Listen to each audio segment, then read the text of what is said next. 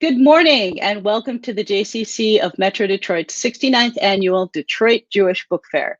My name is Jamie Loeb and I'm the Senior Director of Cultural Arts here at the JCC.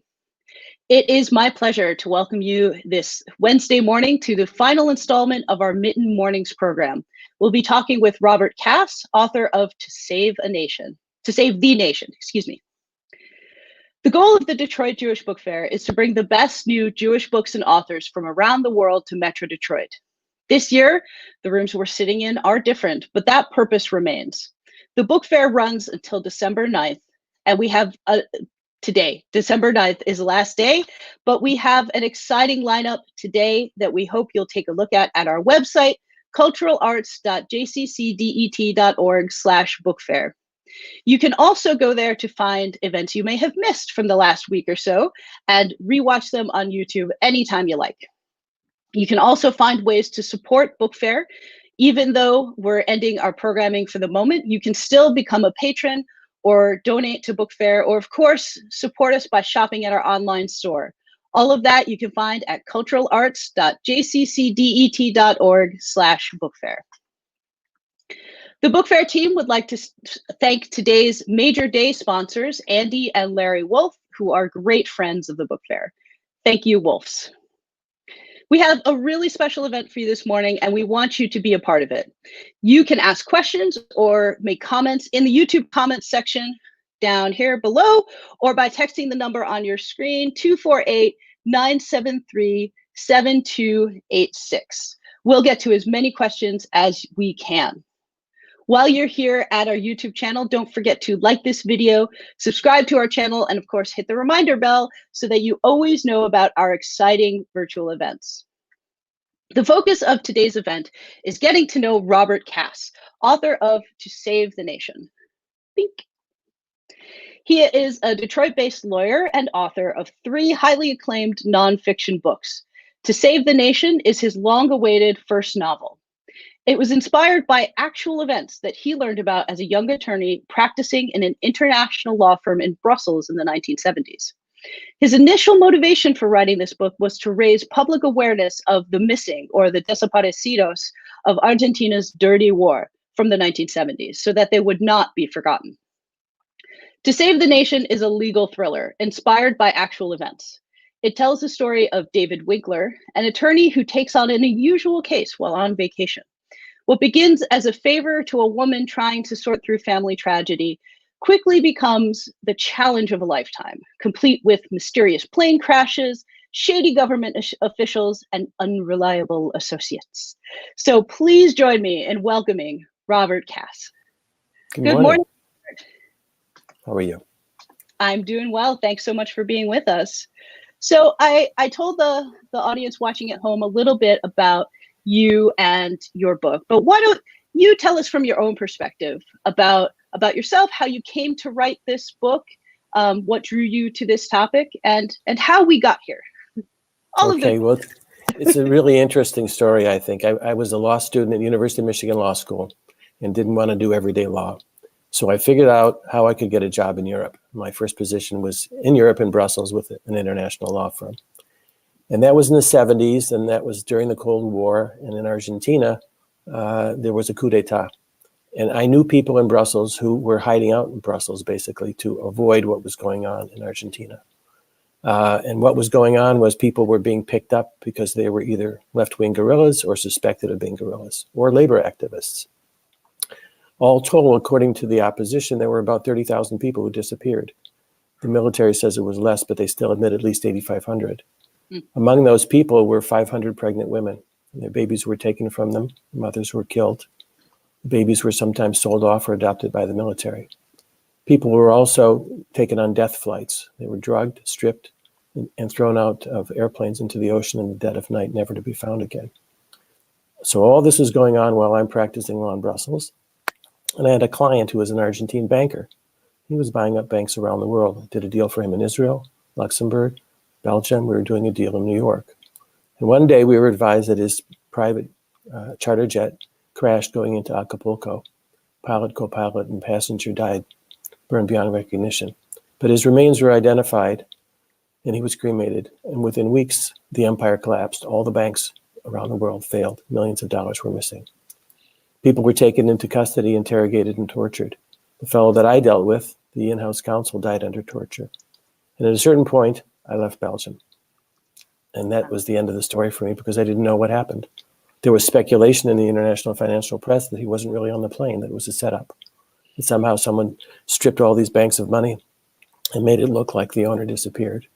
What happened really to the in-house counsel, because we heard he had died under torture, but we had no information. And so I ended up back in the States practicing regular law. I do estate planning now, and always wondering what happened in this situation. You know, was the mystery ever resolved? And after a while, I started to research it, and I eventually came up with a dead end that nobody really knows what happened. And I decided to write a fictional book. So the fictional book really is based on all of these things that actually happened. And it is a really fun legal thriller. Whether you like legal thrillers or not, I think you will enjoy this book. And I think maybe fun is the wrong word, but one of the things that makes it really engaging is that through line of real events. Even if you're not familiar with Argentine history, I think most people have a vague sense of like something was going on in Argentina in the 70s, right? So even if there is a vague ring of, oh yeah, that sounds familiar to it, I think that will really keep you turning the pages. So I have put in the chat where you can purchase Robert's book. It's not available at our bookstore because his distributor is not our distributor, but take a look at it there. Now, as I mentioned, one of the things that really grabs you is that nugget of real history. So tell us a little bit about where history ends and where fiction begins in this book. Well, the plane really crashed. And if you Google the name of the banker, although we say this is entirely fictional, you will find a story which has a lot of parallels. The name is David Graver, Graver. And I looked at it a couple of days ago just to verify for myself, was this true? Was this not true? And I found lots of stuff in very reputable newspapers talking about the story.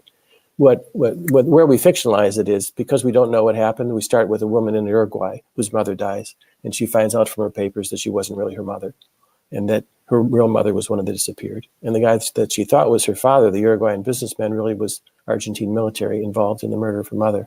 And her real father was the banker. So that did not literally happen to you, right? No, those parts, that's the fictional part. Okay, but that could have been a real person, given the situation. Like that could have been anyone, right? Well, and actually, in writing about the part where the woman learns that her parents weren't her real parents, I felt that I needed to find out how people really react when they find that. If there were 500 pregnant women and about 100 and so of the children had been reconnected with their biological families, I needed to interview children of the disappeared to find out how they would react. And so I went to Argentina for that, to interview a number of these children of the disappeared and spent an afternoon with one of them who actually had been on NPR couple of weeks before telling his story, and I didn't know that. I had set up the interview before I was aware of that. And that's how I got that insight. And in preparing, if I may, preparing for that trip, I spoke Spanish 20 years ago, 30 now, and I understood that Argentine Spanish was a bit different, so I wanted to have a little Spanish brush-up course. And I found an Argentine woman in our area to give me a couple of Saturday coffee shop classes. And the first thing she wanted to know was, why are you going to Argentina? Now, obviously, I didn't want to tell her anything about the banker or the money, because if anybody thinks that I know where the money is, I'm in trouble. So I explained to her how badly I felt as an American, because our government had supported this effort to stomp out the leftists. And I have confidential, top secret classified memos, which are now declassified, of meetings between Kissinger and the Argentines, where they ask for support. And he says, just get it done before Congress gets back in session. So I felt as an American very bad about it, culpable, though I wasn't involved, obviously, in our position. But also I felt that this young woman in her 30s probably would say, yes, it was terrible what the Americans did. But instead she said, stop, I have to tell you something. I said, what? She said, my family was the military. Oh my God. You know my name, you know where I'm going, you know when I'm going. Am I in trouble? She said, no. But let's admit there are two sides to every story. Let's say, admit that the military did bad things. But the guerrillas did bad things too. When they killed military, they sometimes killed their children. When they threw bombs under buses, they sometimes killed civilians. So I said, well, tell me more about your family was the military. She said, from the beginning of the Republic, my family's been in the highest levels of government. And she said, my stepfather was a colonel during the Dirty War. Would you like to meet him when you go to Argentina? Pause. I said, you know what? Let's have our lesson today. Between now and next week, I'll send you an email telling you if I want to meet him or not. Obviously, I decided for the sake of the story that I needed to meet the colonel. Fast forward, we had our meeting. The day of the meeting, I got up at 4:30 in a cold sweat thinking, what the heck am I doing here? Putting myself and my wife in a room with a man involved in the murder of 30,000 people. My interpreter, who we were paying $15 an hour, was saying the same thing at her apartment at the same time. What am I doing here? Putting myself with these folks. We didn't know what to expect, how many people would be there, what their agenda was. Right. But basically, he wanted to tell his side of the story, and that they felt that there was a coup d'état because they needed to save the nation, and they needed to do whatever was necessary. Thence the title, To Save the Nation. Because I think that you have to understand when people are desperate and they think that something like this, is going to overthrow their government and they need to save the nation, they will do things which we would not expect folks to do in normal times. Not that we condone it, but you see that point of view. So we had our meeting. He rationalized everything that they did, drew pictures of where all the detention centers were, justified the killings, justified the situation with the babies, explained that when they threw people out of airplanes, it's because the people were guilty. They killed them and they needed to get rid of the bodies, which was not true. This was just pure terror. They could have returned the bodies to the families. But that's another interesting aspect. As I keep year to year working on the story, other things like this keep coming into it, saying, you know what, nobody else on earth cares about the story anymore. And it's kind of my obligation to tell the story so that people are aware of what happened and don't let it happen again. It's kind of a slippery slope when you abrogate civil rights in the interest of saving the nation. If people have done criminal acts, bring them to justice, convict them, do whatever the law says. But extrajudicial killing should not be tolerated. Right. And, I believe in Argentina, there are still people fighting to get information about how many people were disappeared, who they were. Over the years, that effort has borne fruit. There are protests, marches every Thursday still, and there's an annual march we participated in. We watched. There were 300,000 people in the streets. They were so packed onto the sidewalks you could not move. You were like this, and they took to go a mile. They took hours, inch by inch, chanting and pounding and showing the pictures on a long trailing tarp that pictures had been glued to. 30,000 people. And over the years, the political position has changed. In the beginning, they wanted to deny anything happened, and then they had a truth commission, and a lot of information came out. Yeah. Many of the bad guys were convicted and pardoned. Some have since been sentenced under exceptions to the pardon that was held that the pardon didn't apply. And so there is some healing going on, but it's also still a problem, and there are still issues today that hark back to those times. Well, and it is huge swaths of the people of Argentina that have been touched by the terror campaign by the government in the 70s, right? So yes, everybody knows somebody. Exactly, right. And I think this book does a great job of bringing that to light. And as you say, really, I won't say telling both sides of the story, but making it clear that the people who did wrong weren't, cartoon villains. They were humans who made some bad decisions, but in their own minds, that they had a justification. It wasn't just, hey, let's go kill some people for fun. Right.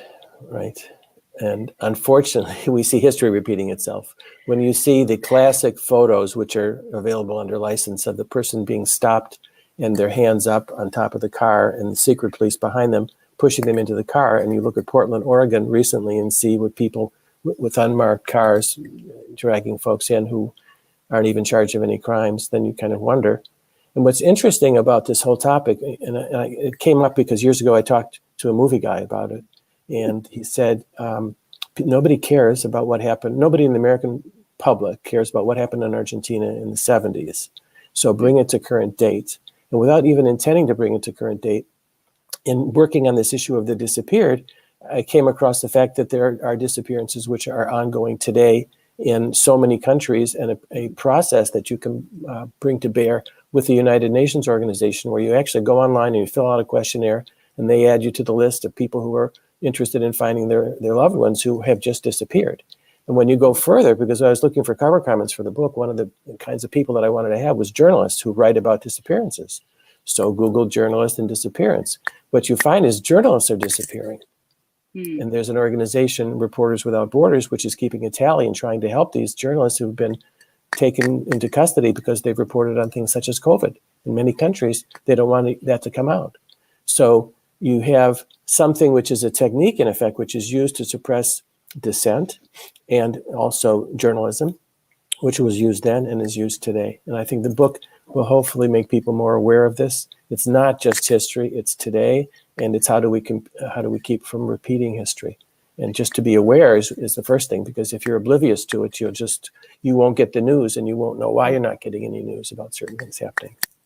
Yeah, it is a surprisingly widespread thing that happens. And it happens in places where you might even not expect, right? Certain dictatorships, you expect these kinds of things, but it's still surprisingly widespread. Now, we have a couple of questions from the audience. One is from Naomi, who says she believes Pope Francis was bishop in Argentina during this time, during the 70s, I guess, and he opened the archives. Do you know of any outcomes from that? I haven't. I've just followed it very lightly, so I don't know what happened. Okay. I know that there's a lot of information. In fact, I had to stop gathering information. I had so much at a certain point. Sure. I mean, as much as there is history here, it is a novel. There is an endpoint of the research phase. You have to write the thing. Yes. Yeah. We have another question from the audience here. Has the book been published in Argentina? And if so, what was the reaction? No, I thought about actually doing a Spanish version, and frankly, I haven't done anything. This book was published late last year, and then I had some health issues. Then we had the pandemic, so there's been no real marketing. And all I can say is that if anybody is interested, to contact me and see what we can do about it. And my kids told me the first time around, they were amazed that I was going to go to Argentina. And I said, well, before the book is written, nobody knows I'm even involved. Well, now the book is written, and there are some things that make me pause as to whether I would want to go back right now. Interesting. Even without the book, it's a difficult situation in Argentina. Very, very difficult. So have you heard any reaction from Argentine Americans or Southern Americans? Well, there are some people who were aware of the book as it was being written. Some of the coincidences are I've met people who, when I heard from they were from Argentina, and I mentioned the name of the banker, they looked at me and they said, "What do you know about David Graeber? And why are you reacting that way?" And he said, "Well, my family lost their entire fortune when the banks failed. And you say that you never met the banker, but you met his right-hand man, Jorge Rubinstein, who died under torture. My mother is the best friend of the widow. If you'd like an introduction, should you ever go to Argentina?" So we actually did meet not the widow, but the daughter, who explained how he was taken away by the secret police, and she didn't know what was going on. But one of the things that has come out of it is vis-a-vis the position of who knew what. I had the occasion, another coincidence, to meet a man, the grandfather of one of our staff, who was the U.S. military attaché at the embassy in Buenos Aires, talked to Kissinger about what was going on at the time. And he said, "We knew what was going on, but we didn't know the extent of it." The Argentine guy said, "That's not true. Everybody knew the extent of it. So to say you didn't know the extent of it, that there was these many people and these many torture sites is not correct." So I have had, there are different people have different reactions. Some are interested, and even Argentines are interested in learning about or reading about this, and others just want to put it way, way, way behind them because they've been too affected by it. So we've been talking a lot about the research you did and all of the sort of historical meat that's in this book. And you have written other books before. I noticed on your website a book about estate planning for pet lovers, which yes. I don't know if you've seen my animals running through the background, so I'm definitely going to have to read that. But have you, clearly you've been like researching this topic for a while. Have you always wanted to write a novel? This is a question from Cheryl. Have you always wanted to write a novel, or is this kind of It was this cause that caused me to want to write a novel. Writing a novel is a lot harder than writing the nonfiction books. The nonfiction books, basically, I could teach anyone how to do it. If you've got something factual that you want to share with people, break it down into a certain number of chapters. Each one is a separate paper, and then you write them and you're done, and you solve the problem, or you provide the information or resources. Mm-hmm. The novel, on the other hand, first of all, I did not, you ask sometimes, how did you fit this in with your job? I didn't fit it in. I had to do it on top of it. So basically, it was a couple weeks a year on vacation, half a day, having to get back into it and make it all fit. And at a certain point, I actually had to do a timeline to make sure that when I said, we'll be seeing you Tuesday in whatever city, that it was feasible to get there. And scenes had to change because there wasn't enough time, or the flights didn't work, or the train up to the top of the mountain in Switzerland ran on a different schedule that month. So all of it had to be accurate, and the characters, the dialogue had to be interesting. And also, this is not literary fiction. This is a page turner. So you had to be able to come up with things at the end of every chapter that made it so people didn't want to put the book down. And the nights I stayed up way too late because of that. So thanks. Yeah. It's interesting. There was a bit in the book where suddenly I had access to a private plane.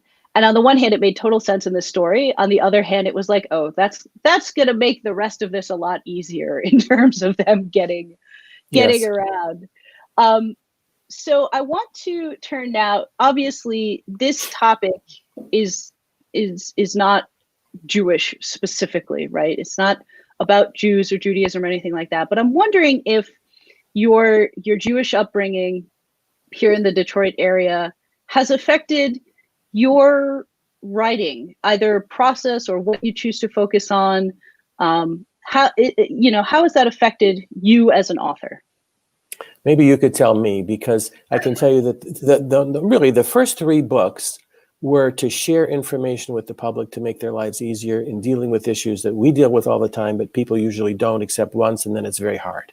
So this idea of sharing information and being an educator, maybe that's behind that series of books.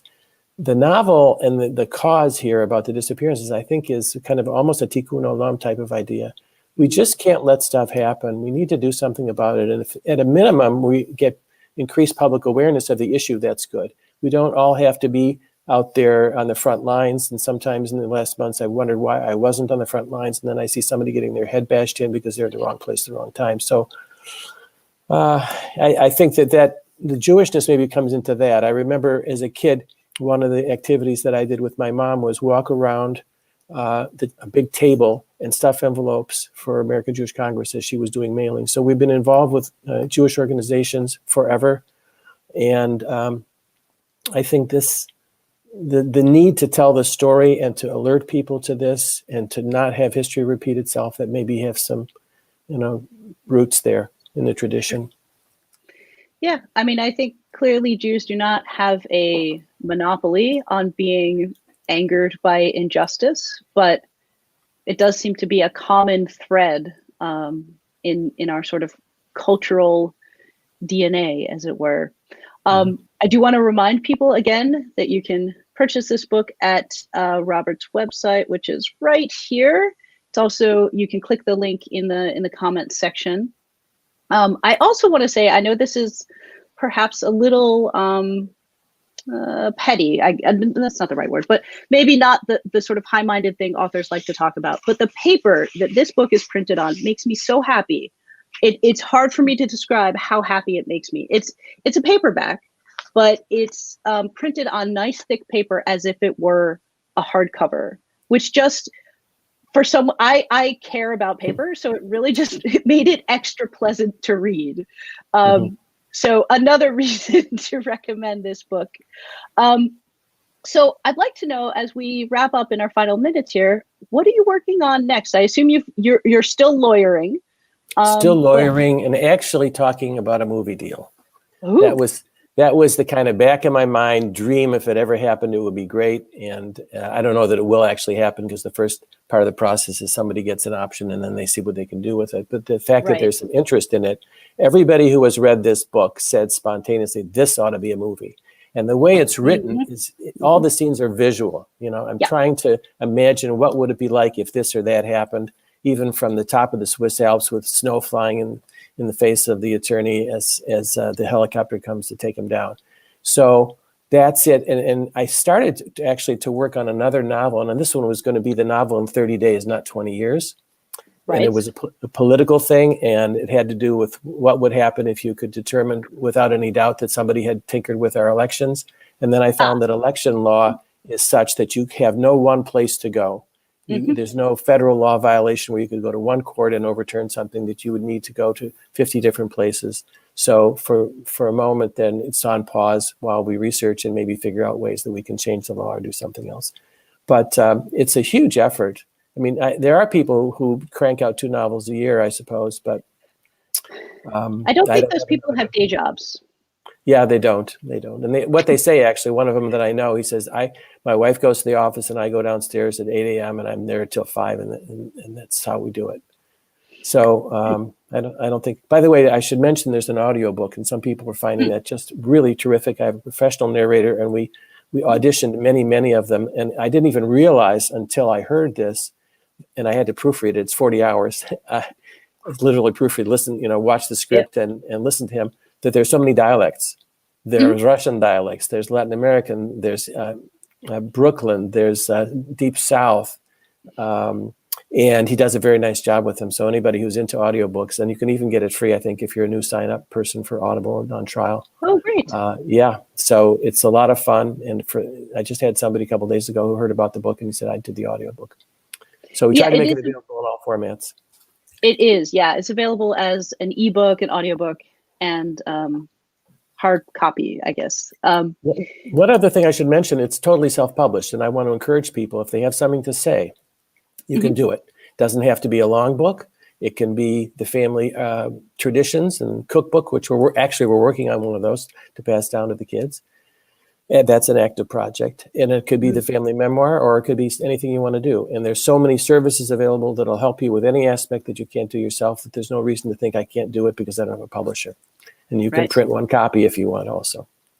Right. So. Now, I should add the disclaimer that self-publishing is not a quick way to making millions. It is not a get-rich-quick scheme.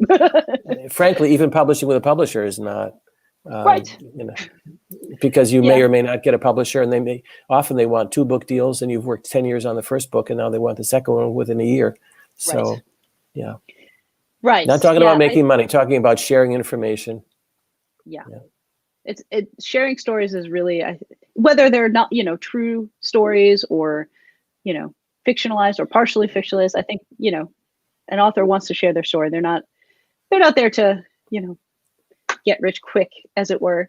So I think we have time for one more question here. Naomi asks if you're interested in writing the screenplay. You mentioned you're working on a movie option. Are you thinking screenplay thoughts? Well, the person I'm talking to is, no, I'm not. And the person that I'm thinking about is a screenplay writer and is either going to do it or have it done. And they actually was talking about the fact that there's such a need for content today. So many people watching Netflix, and it could end up being a 1 or 2 season thing, which we hope that would be really nice. But who knows? Once you get it in someone else's hands, it may not even look like the same story. Yeah, and that's got to be a little nerve-wracking. You don't have a lot of control. Right. At least I don't have a lot of control. If I were someone else, if I were Grisham, perhaps I'd have control. Well, I'm glad you've made peace with that part of the process, because that to me sounds, maybe I'm a little of a control freak, because that sounds a difficult thing. So again, the book is To Save the Nation. Highly recommended. You can purchase it at Robert's website right here, and check out his other books as well there at the website. Any last thoughts before we leave? No, I'm just delighted that we could have this talk today, and that so many folks have listened, and hopefully someone will learn something from it. And I would suggest that the people become aware of what's going on with the journalists and the reporters, and the websites that I mentioned there. So Reporters Without Borders, was it? Reporters Without Borders, which their website's different because it's actually a French organization. So they do the website with French. Right. But if they just Google Reporters Without Borders, they'll have some real eye-opening information about what's going on in many countries with suppression of journalists. I'm just going to post that link right here. Reporters Without Borders. It's like Doctors Without Borders. They do a lot of really good international And you work. ask, they're looking for contributions, and one of the things that they say is they've got people who don't have money for legal fees to get out of wherever they are, or who have to go into areas and they don't have helmets and flak jackets. This is really basic stuff. Yeah. Well, thank you so much, Robert, for spending some time with us today. My pleasure. It was so great talking with you. Thank you to all of you at home for joining us. Our next event is at 11 a.m. today, Wednesday, December 9th. We'll be hearing from Dahlia Sofer about her new novel, Man of My Time. I hope you'll be able to join us. You can check out our whole schedule, culturalarts.jccdet.org/bookfair at our website. You can also go there to find any of our events that you may have missed. You can watch them whenever you like. So thanks so much for being with us, and have a great day.